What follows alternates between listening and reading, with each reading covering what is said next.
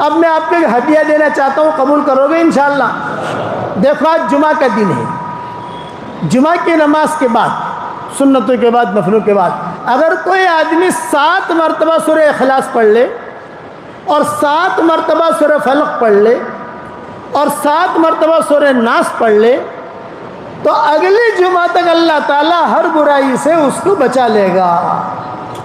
عمل الیوم واللیلہ میں یہ حدیث موجود ہے، اور ہر جمعہ کو میں ویڈیو بھیجتا ہوں، لکھ کے بھی بھیجتا ہوں واٹس ایپ پر۔ اس لیے جمعہ کی نماز کے بعد یہ 3 چیزیں پڑھنے کی آپ اہتمام کریں۔ 7 مرتبہ سورہ اخلاص، 7 مرتبہ سورہ فلق، 7 مرتبہ سورہ ناس۔ 1977 میں کسی جنات نے مجھے یہ وظیفہ دیا تھا حرم میں، 77 کی بات کر رہا ہوں۔ تو میں نے، میرے ابا نے، حضرت جی نے پوچھا میں بڑے میاں کیا کہہ رہے تھے؟ میں نے کہا یہ کہہ رہے تھے۔ تو ابا نے کہا تو پڑھنا لیکن مجموعے میں بیان مت کرنا، تو پڑھیو، تو پتہ نہیں جنتوں کا ٹھکانہ نہیں، کیا وہ کہیں کیا نہ کہیں، حدیث ہے کہ نہیں، مجموعے میں بیان مت کرنا۔ میں نے ابا سے کہا نہیں کروں گا، لیکن جب کتابیں پڑھنی شروع کی، کتابیں لکھنی شروع کی، یہ حدیث ملی تو پھر میں نے مجموعے میں کہنا شروع کر دیا۔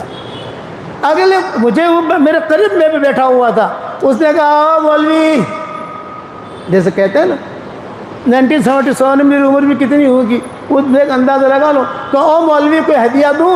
یہ کہا دو، جمعہ کا دن تھا تو اس نے یہ بتایا مجھے۔ اور ہمارے پیچھے میرے حضرت جی ابا وغیرہ سب بیٹھے ہوئے تھے حرم میں، اور میں مطاف میں بیٹھا ہوا تھا۔ پوچھا بھی کیا بتا رہے تھے بڑے میاں؟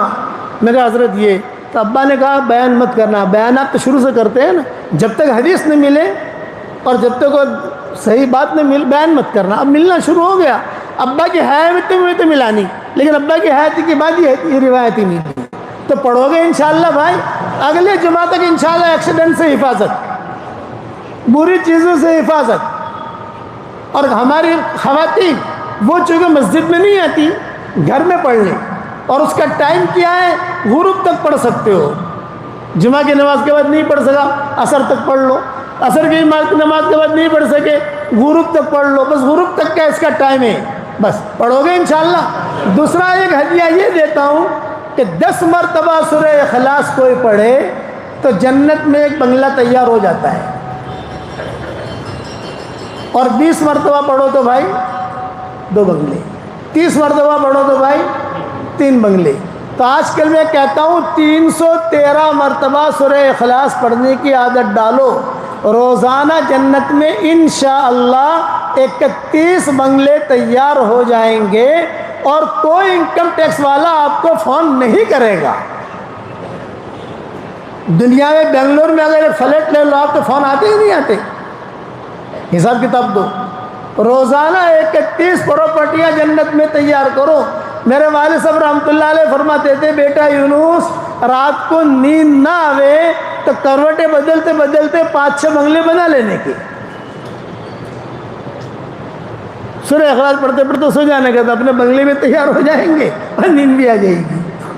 اور ابا کہتے تھے جتنا زیادہ سورہ اخلاص پڑھو گے اتنا ہی اللہ کی محبت ملے گی، کیونکہ اس میں اللہ کا نسب نامہ ہے۔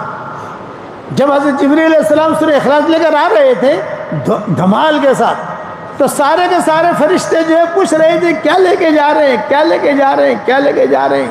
تو حضرت جبریل نے کہا یہ اللہ کا نسب نامہ لے کے جا رہا ہوں۔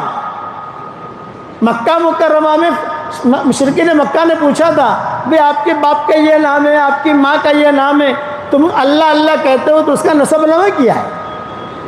اس کی ماں کا کیا نام، باپ کا کیا نام؟ اس پر یہ صورت نازل ہوئی۔ اس لیے آپ حضرات سے درخواست ہے کہ روزانہ 313 مرتبہ پڑھنے کی کوشش کرو۔ ہر مرتبہ بسم اللہ الرحمن الرحیم پڑھنے کی ضرورت نہیں ہے۔ کھانا ہم جب شروع کرتے ہیں 1 مرتبہ بسم اللہ الرحمن الرحیم پڑھتے ہیں، ہر لقمے پر بسم اللہ الرحمن الرحیم نہیں پڑھتے۔ اگر ہر لقمے پر بسم اللہ الرحمن الرحیم پڑھیں گے تو کھائیں گے کیا؟ آپ سمجھ گئے؟ اس لیے ہر مرتبہ ضروری نہیں، ہاں ایک ساتھ پڑھو تو کوئی حرج نہیں ہے۔ ایک ساتھ نہیں پڑھ سکتے، موٹر چلاتے چلاتے 10 مرتبہ پڑھ لیا، 15 مرتبہ پڑھ لیا، ماؤں بہنوں نے روٹی پکاتے پکاتے پڑھ لیا، تو تھوڑا گھر کا کام کرتے کرتے پڑھ لیا۔ تو ابا کہتے تھے بیٹا دنیا میں پراپرٹی بنا لی، اب جنت میں پراپرٹی بناؤ. تو بنگلور والے بناؤ گے انشاءاللہ. اب جنت میں پراپرٹی بناؤ. اور ایک بات اور عرض کروں، بات ختم کروں. آج کل لوگ بہت پریشان ہیں جنات، جادو، سب چیزوں میں. آسان نسخہ بتاتا ہوں، کسی عامل کے چکر میں مت پڑنا، یہ سب ڈھکوسلے. اسی لیے میں نے مومن کا ہتھیار لکھی ہے. میری کتاب میں نے جو لکھی ہے وہ اسی لیے لکھی ہے کہ اس میں صحیح سندوں کے ساتھ حدیثوں کے حوالے سے جتنی چیزیں مجھے ملی الحمدللہ میں نے لکھ دی. اور الحمدللہ ساری دنیا میں اللہ نے اسے قبول بھی کر لیا. مومن کا ہتھیار کتاب آپ کے بنگلور میں بھی ہوگی، گھروں میں بھی ہوگی انشاءاللہ، وہ دیکھ لو آپ. لیکن ایک آسان وظیفہ بتاتا ہوں. گھر کے چاروں کونوں میں روزانہ ایک مرتبہ آیت الکرسی پڑھ کے دم کر دو. یہ عبد الرحمن ابن عوف کا معمول تھا.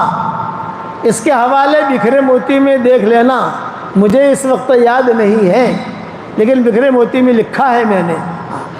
4 کونے ہوتے ہیں، جیسے مسجد ہے، ایک کونا وہ ہے، ایک کونا وہ ہے، ایک کونا یہ، ایک کونا ہے. آیت الکرسی 24 گھنٹے میں ایک مرتبہ. تو اللہ مال بھی بہت دے گا اور انشاءاللہ ایجاد یہ بلائیں آپس میں نا اتفاقی آپس، یہ ساری کی ساری چیزیں اللہ ختم کرے گا. عبد الرحمن ابن عوف کہتے تھے صحابہ سے، کتنا مال ہے میرے پاس، اتنا سونا تھا کہ ان کے انتقال کے بعد جب سونا تقسیم ہوا ان کے اولاد میں، بیویوں میں، تو جو کدالی سے توڑ رہے تھے وہ کدالی بھی ٹوٹ گئی. اتنا سونا تھا عبد الرحمن ابن عوف کے پاس. اور صحت مند، اور بدن پر بہت بال تھے ان کے. اس لیے حضور صلی اللہ علیہ وسلم نے ریشم پہننے کی اجازت دی تھی. وہ کہتے تھے میرے بدن پر بہت بال ہے، جوئیں پڑ جاتی ہیں، اب تو مجھے آپ کوئی ایسا کپڑا پہننے کی اجازت دے جس سے مجھے کھجلی نہ آئے. تو اب کہا تو ریشم پہن. وہ اکیلے صحابی ہیں جن کو ریشم کا کپڑا پہننے کی اجازت دی حضور نے. ان کا دیکھ کے خالد بن ولید نے بھی کپڑا بنا لیا. تو حضرت عمر نے کہا بھائی خالد تم نے کیوں بنا لیا یہ کپڑا؟ یہ کہا چچا پہنتے ہیں نا.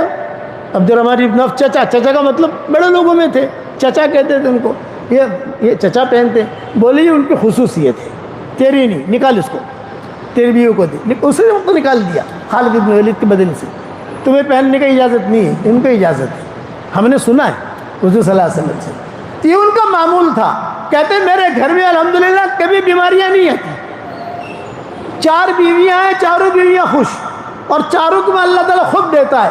تو آیت الکرسی میں پکڑ لو گے انشاءاللہ مضبوطی سے، اور سورہ اخلاص سے پکڑ لو گے انشاءاللہ. ہاں، ایک صحابی سورہ اخلاص بہت پڑھتے تھے. حضور نے پوچھوایا ابھی کیوں پڑھتے ہو سورہ اخلاص؟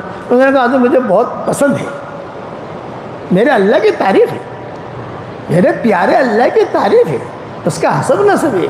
آپ نے فرمایا اگر تجھے سورہ اخلاص سے پیار ہے تو اللہ کو بھی تجھ سے پیار ہے. کتنی بڑی چیز ہے. بس میں اسی پر بات ختم کرتا ہوں. دعاؤں کا اہتمام کریں اور دیندار بننے کی کوشش کریں. بے دین دیندار مت بننا. ایک جملہ یاد رکھنا، مسلمانوں کو اور اسلام کو جتنا نقصان بے دین دینداروں سے ہوا ہے اتنا بے ایمانوں سے نہیں ہوا، یہودیوں سے نہیں ہوا.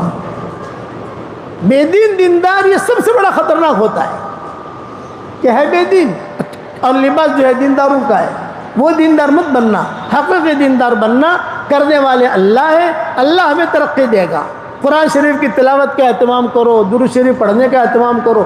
میرا واٹس ایپ کا سبق چلتا ہے، آپ لوگوں کو معلوم ہوگا، یا میرا انسٹاگرام میرے نام کا انسٹاگرام ہے، وہاں جا کے دیکھ لو گے تو آپ کو پتہ چل جائے گا کہ روزانہ ہم کیا بیان کرتے ہیں. 5 منٹ کا سبق ہوتا ہے. سنو اور سن کر آگے بھیجنے کی کوشش کرو گے انشاءاللہ. بھائی اللہ تعالی ہم سب کے چمن کو آباد رکھیں اور ہم سب کو جنت الفردوس میں حضور صلی اللہ علیہ وسلم کے پڑوس میں اللہ ہم سب کو جمع فرمائے.